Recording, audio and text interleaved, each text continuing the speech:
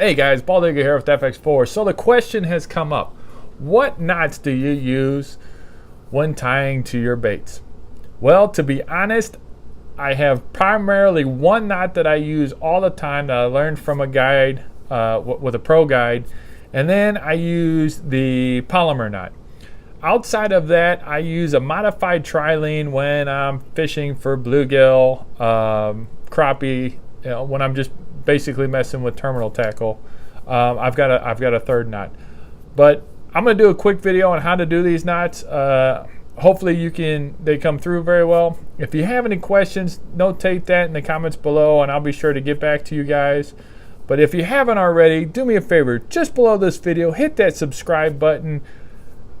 I'm really enjoying doing these videos for you guys. I'm looking to get more subscribers, obviously. So please share this video with your friends, family, and let's get to knot tying.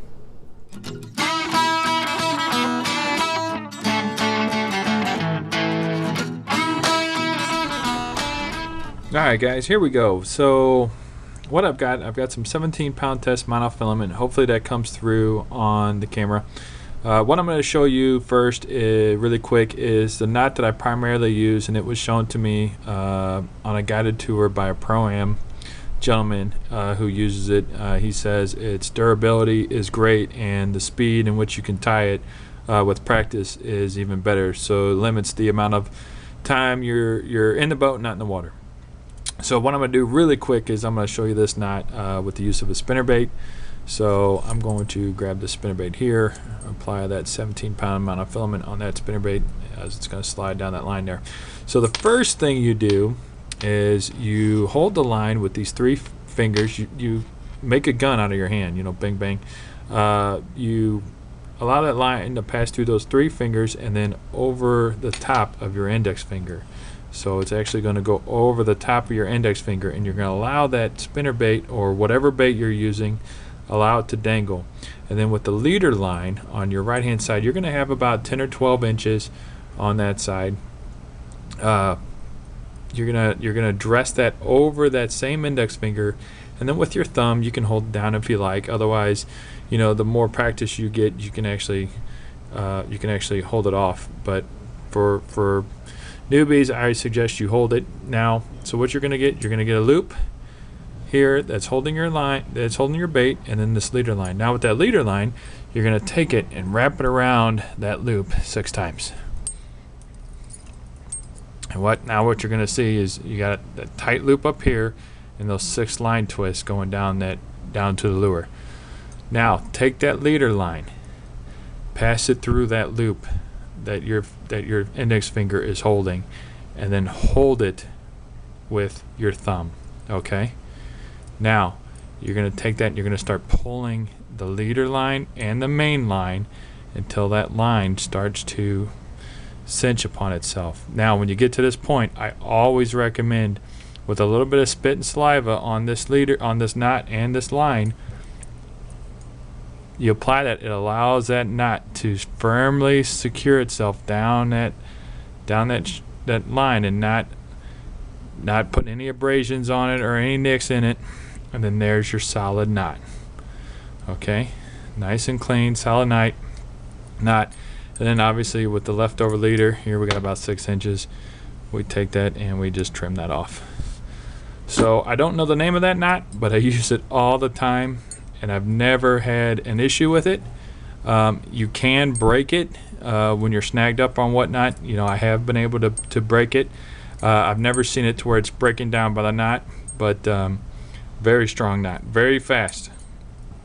All right, what I'll do,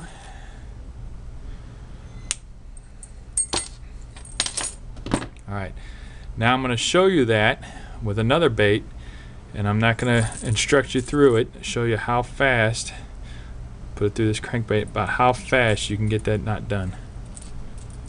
All right, so here you are, got your gun ready to go.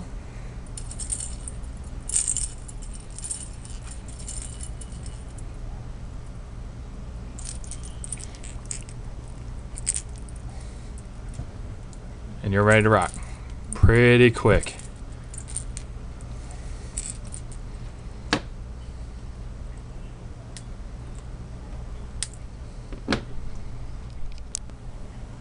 Alright, with that knot out of the way, the next one I'm going to show you is the easiest knot that I tie, and it's probably one of the strongest. It's what I teach most people when they're first getting into it. It's known as the polymer knot. Alright, so again, we have 17-pound test monofilament. What we're going to do is we're going to make a loop. Here you go. You got a pretty good sized loop here. Now you're going to bend that line over. Now I do this primarily on heavy crankbaits and my jigs and topwater. So for instance, let's just put it on this frog. So I'm going to pass that loop. If you can see that loop, there's a loop there. You're going to pass that loop through the line eyelet all the way across. So here you go. You got that. You got basically 2 lines going through that lure with the loop in your right hand now. Now it's just a simple overhand knot. So you can go right over your index finger and then pass that loop through that first loop that you've done in that overhand knot, and then with that loop put your bait through it. And then once that bait is through it, now start pulling and cinching your lines through.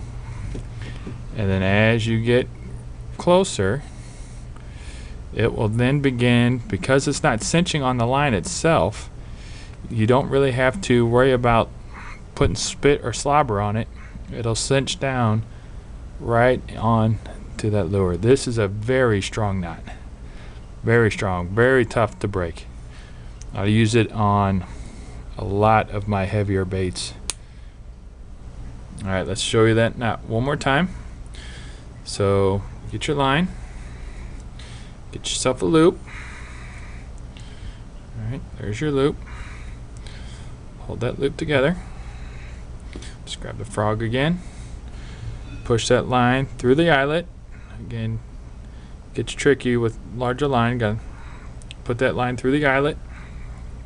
Here you go, you got your 2 lines. Nice overhand knot, just like you were doing anything else. Run that loop over that index finger. So you have those 2 lines with the lure running over the index finger, similar to the last knot. But now you're going to take that loop, bring it through that large middle loop, expand that loop, and then pass your bait through it. Hold the bait, and now begin to pull the knot through. Again, this knot really doesn't cinch and slide down the line like the last knot does, so you really don't have to worry about lubricating the line at all. But there you go, there's the knot. Alright guys, so for this last knot, this is, I believe it's known as the modified trilene knot. I'll show it to you on a Texas rig worm. So you got your slip weight, put it through here. Again, I'm using 17-pound monofilament. Hopefully that's coming through. Alright, I've got a 4/0 off shank hook here. You're going to put that line through that hook eyelet. You're going to make a loop and put that line through that eyelid a second time. Okay. Make sure you're pulling off plenty of leader here. So now, if you can see, I've got a small loop that I've created that I'm holding with my index finger on that hook. Now with that leader line and your main line, now I'm just going to apply 6 twists. Some do more, some do less. 6 is a good number. Okay, so now I've got 6 twists in my line. I've got the loop that the twist created, and I've got the loop that I created, bringing that line through a second time. Now I am going to pass this through both of those loops, the leader through both of those loops, and now pass that leader through the loop that I just created and hold. Now with this knot, it is going to cinch and slide across that line, so I do recommend you put a little bit of saliva on it as you begin to pull that knot. Try to pull both the leader and the main line until that line cinches down onto that hook. Again, I'm not sure. I believe this is known as the modified trilene knot. I don't use it a whole lot. I use it mostly when I'm doing live bait for bluegill and crappie and such. I don't do it on this heavier line just because the size of the knot that it creates. I would much rather do the other knot or the polymer knot. But again, that's a very strong knot as well. And then you would just cut the leader off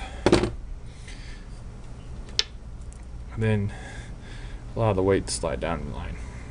Alright guys, well I hope that came through and that helps you guys out. Again, if you guys have any questions regarding these knots, there's hundreds, I'm sure hundreds of other videos that you can look for on YouTube in order to master those knots. But again, just take your time, learn them. The more you use them, the better you'll get at them. Till next time, obviously guys, please don't forget, hit that subscribe button, share this video with your friends, follow me on Instagram, Facebook, and Twitter. Until next time, see you on the water. Here, Fishy.